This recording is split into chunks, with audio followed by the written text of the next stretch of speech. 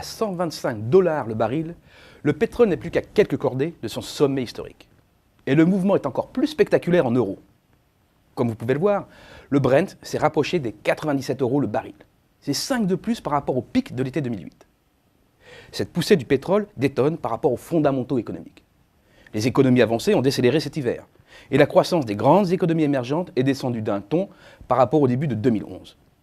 Une fois de plus, le pétrole obéit à sa propre logique. Pour cette matière première stratégique, ce sont les enjeux géopolitiques qui priment. En arrière-fond, la sécurité des routes du pétrole, dont certains carrefours se trouvent dans les zones les plus dangereuses au monde, particulièrement sensibles aux tensions entre le Moyen-Orient et l'Occident. Un exemple pour bien comprendre. Le détroit d'Ormuz, où transite un tiers du pétrole mondial, peut être bloqué en quelques heures par les Iraniens.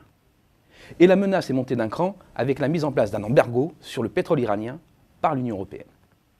Compte tenu des aléas géopolitiques, le cours du Brent devrait rester élevé en 2012 pour varier entre 120 et 125 $ le baril selon notre prévision. C'est 5 fois plus qu'au début des années 2000. Une tendance qui devrait se renforcer car l'épuisement des ressources ne peut conduire qu'à son renchérissement. La conséquence la plus visible pour les ménages est dans nos stations-service. Les prix à la pompe sont à des sommets et la facture devient insupportable. Entre février 2010 et février 2012, le prix du gasoil a bondi de 32%, celui du super samplon 95 de 21%.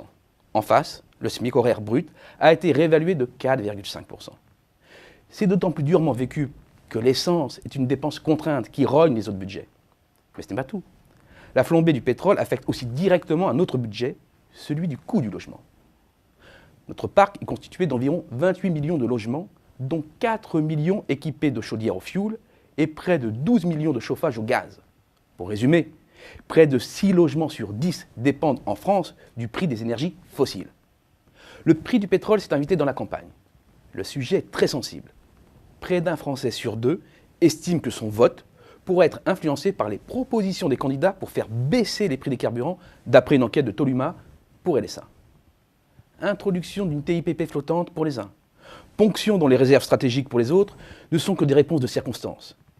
Ces discours opportunistes ne sont pas à la hauteur du défi. Cela revient en effet à subventionner la consommation d'une énergie fossile dont les réserves s'épuisent et dont les prix ne peuvent que grimper sur la durée. L'essence à 2 € le litre, c'est un double signal fort. Celui de la nécessité de se désintoxiquer des hydrocarbures, c'est aussi celui de la fin de l'ère de l'énergie bon marché. C'est un changement radical qui va rendre nécessaire le renouvellement de notre parc automobile. Des automobiles plus petites, plus économes, plus électriques, dont l'utilisation doit être optimisée.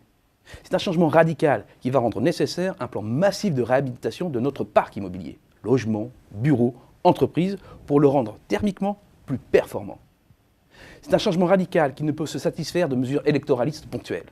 C'est un véritable plan stratégique pour optimiser la production et l'utilisation de l'énergie dont nous avons besoin.